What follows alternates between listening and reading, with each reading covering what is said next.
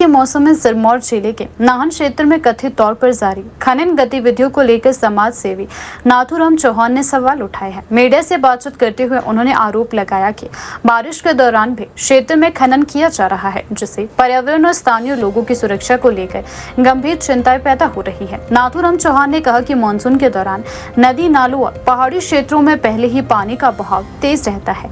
ऐसे समय में खनन गतिविधियां जारी रहने से जमीन के कटाव, भूस्खलन और जल स्रोतों पर प्रतिकूल प्रभाव पड़ने का खतरा बढ़ जाता है।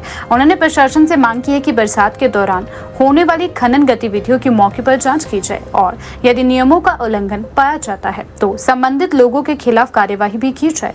समाज सेवी ने कहा कि बारिश के मौसम में खनन को लेकर प्रशासन को विशेष सतर्कता बरतने की आवश्यकता है। उनका कहना है कि बरसात के दौरान पहाड़ी क्षेत्रों की मिट्टी कमजोर हो जाती है और नदी नालों में पानी का बहाव बढ़ जाता है। ऐसे में यदि मशीनों के माध्यम से खनन या खुदाई की जाती है तो इसका असर आसपास के प्राकृतिक ढांचे पर पड़ सकता है। नाथूराम चौहान ने कहा कि खनन गतिविधियों का सीधा असर प्राकृतिक संसाधनों पर पड़ सकता है। विशेषकर बरसात के दौरान नदी नालों के आसपास होने वाली खुदाई से मिट्टी का कटाव बढ़ सकता है, जिससे जल स्रोतों और आसपास के क्षेत्रों को भी नुकसान पहुंचने की आशंका रहती है। उन्होंने कहा कि विकास और निर्माण कार्य अपनी जगह जरूरी है, लेकिन पर्यावरणीय नियमों की अनदेखी किसी भी स्थिति में नहीं होनी चाहिए। प्रशासन को यह सुनिश्चित करना चाहिए कि खनन गतिविधियां निर्धारित नियमों और पर्यावरणीय मानकों के अनुरूप ही हो। जीपीएस के द्वारा ली गई फोटो है जो कि माननीय एनजीटी और माननीय सुप्रीम कोर्ट में जाएगी और चलेगी भी। एक ट्रैक्टर ये दिख रहा होगा और दूसरा ट्रैक्टर नदी के बिल्कुल बीच में इधर से चलते हुए आया है। अब ये देखिए सिरमौर का है, गिरी नदी का, जहां पर कच्ची ढांग, जहां पर पिछले जो मैंने वीडियो बनाई थी कि जहां से ऊपर मंत्री का काफिला गुजरा और नीचे ये हालत था। कच्ची ढांग की स्थिति ऐसे हो चुकी है और कभी भी नीचे चला जाएगा, लेकिन ये लोग अभी भी बीच नदी में, बीच बहाव में। दूसरी तस्वीर ये है, ये आज सुबह की है। नीचे ट्रैक्टर लगे हुए, ऊपर लोगों के घर मकान सब खत्म। उसी जगह की है गिरी नदी, जहां लोग चिल्ला रहे हैं, लोग जहां पर परेशान, जहां पर लोग रो रहे हैं। ये हालत है आज। आपको लोगों के घर टूटे हुए दिखेंगे, लोगों के मकान टूटे हुए इसमें दिखेंगे, लोगों की ईंट मलबा और ये लोगों के जो घर मकान जो टूट रहे हैं। दो तस्वीरें आज की दिखाना बहुत जरूरी थी। अब यहां पर समझ ये नहीं आ रही कि यहां पर आदेश डीसी महोदया के चलते हैं या आदेश एमओ माइनिंग अधिकारी के चलते हैं। सिरमौर माननीय उद्योग मंत्री हर्षवर्धन चौहान जी की विधानसभा, उनका घर है यहां पर मैंने कहा कि सिरमौर नंबर 1 अभी इसके भ्रष्टाचार के मामले में, खनन के मामले में, अवैध खनन के मामले में, जो कि बरसात के दिनों में भी बंद नहीं हो रहा है। पिछले दिनों डीसी महोदया ने, जैसा कि हमें पता लगा कि उन्होंने सख्ताई बरती थोड़ी सी अवैध खनन के ऊपर बरसात के दिनों में, तो माइनिंग अधिकारी ने माननीय उद्योग मंत्री जी को शिकायत कर दी, डीसी महोदया जी की। करवा चौथ वाले दिन की बात है ये। हमारे पास पूरे एविडेंस होते हैं, एविडेंस मजबूरी है, रखना भी पड़ता है। उसके बाद माननीय उद्योग मंत्री जी ने डीसी महोदया की शाबाशी ना देते, उनकी पीठ ना थपथपाते हुए ये कहा कि जो चल रहा है वो चलने दो। जबकि विधानसभा में माननीय उद्योग मंत्री हर्षवर्धन चौहान क्या कह चुके हैं, मैं आपको दिखाऊं। विधानसभा में माननीय हर्षवर्धन चौहान जी कह चुके हैं कि अवैध खनन हो रहा है और अधिकारियों की मिली भक्ति से हो रहा है। तो अवैध खनन अधिकारी की मिली भक्ति से हो रहा है कि उद्योग मंत्री की मिली भक्ति से हो रहा है? ये पिछले दिनों का है।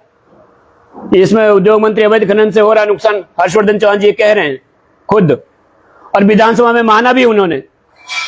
नीचे लिखते हैं, ये कहते हैं नीचे, हर्षवर्धन चौहान जी विधानसभा मान चुके कि कुछ विभागों की सेटिंग होती है और उन विभागों की सेटिंग की वजह से अवैध खनन हो रहा है।